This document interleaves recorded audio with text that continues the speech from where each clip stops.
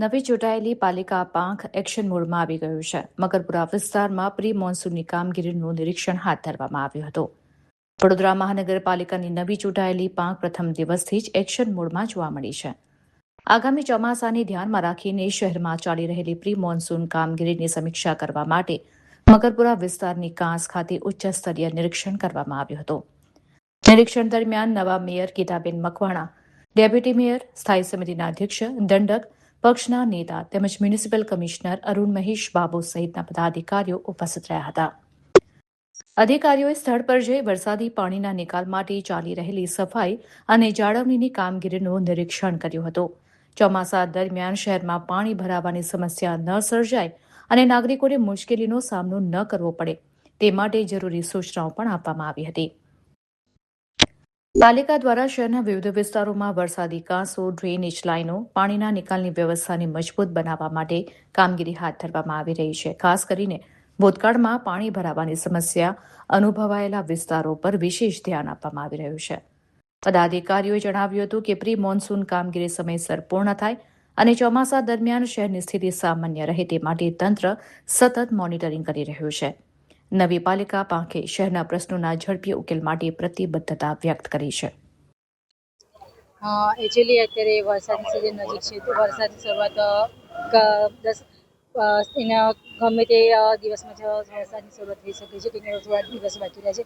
તો જે વરસાદીને જે અમુક વિસ્તારોમાં જે પાણી ભરાવાની સમસ્યા હોય છે, તો અમે કલેક્ટર સાહેબના સૂચનથી અમે ફક્ત વિઝિટ મારવા જશે કે કામગીરી કેટલી છે, શું છે અને કેવી રીતે અમે જેટલી ઝડપી બની શકીએ એટલી અમે એનું નિરાકરણ લાવી શકીએ. અને બીજું કે ઘણા વિસ્તારોમાં પાણીની પણ સમસ્યા, પીવાનું પાણી નથી આવતું, ધંધો આવે છે, તો એને લઈને પણ અમે થોડી વિઝિટને કરીશું ને કયા કારણથી આ બધી જે પ્રોબ્લેમ છે વિસ્તારમાં થઈ રહી છે, તો એને ઉકેલવા માટે અમે કેટલું ઝડપથી એનું નિરાકરણ લાવવા માટે શું કરી શકીએ, શું તો એ માટે અમે ખાલી ડિસ્કસ કરીશું. પૂર્વ વિસ્તારમાં તો અત્યારે પણ ટેન્કર રાજ ચાલી રહ્યું છે એવી ચર્ચાઈ રહ્યું છે, તો ત્યાં માટેનો શું તમારો એક્શન પ્લાન હશે? બસ હવે સાથે બધા બેસીને એક મિટિંગ કરીને સૂચનો શું અને અધિકારીઓને પૂછી, કેમ કે હજુ અમને પણ એટલું ખ્યાલ નથી કે શું પ્રોબ્લેમ છે ત્યાં. તો અમે અધિકારીઓ ક્યાં આ કામ અટક્યું છે અને શાના કારણે કામ અટક્યું છે એ બધી માહિતી મેળવ્યા પછી અમે આગળ કરીશું. ઓફકોર્સ સૌથી પહેલા ચૂંટેલા વડોદરાના પ્રથમ નાગરિક mayor madam, deputy mayor Shri અને સ્ટેન્ડિંગ કમિટી ચેરમેન અને દંડક અને શાસક પક્ષના નેતા સાથે આજે ફિલ્ડ વિઝિટમાં અમે જઈ રહ્યા છે.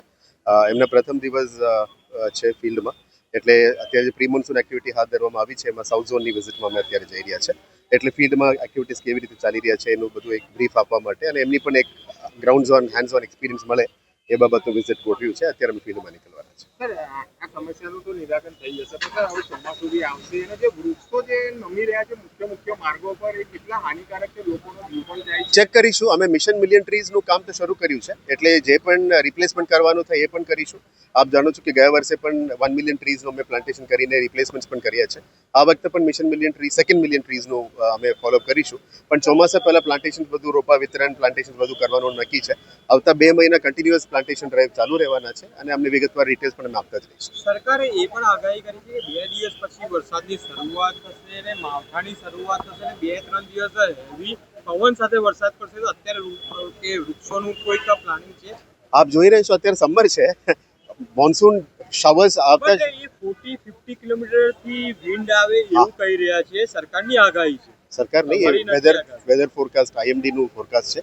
એ જ્યારે પણ શાવર્સ આવશે એ પહોંચી વળવા માટે જ પ્રી મોન્સૂન એક્ટિવિટી ચાલી રહ્યા છે.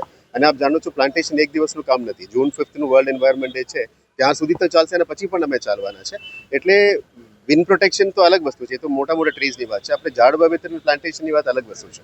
એટલે ડિસ્ટ્રીબ્યુશન પણ કરવાના છે, પ્લાન્ટેશન પણ કરવાના છે અને જે ઝાડ પ્રોટેક્શનની આપ વાત કરી રહ્યા છો એ મોન્સૂન આવે તો અમે પહોંચી વળવા માટે તૈયારી કરી રહ્યા છીએ. Thank you.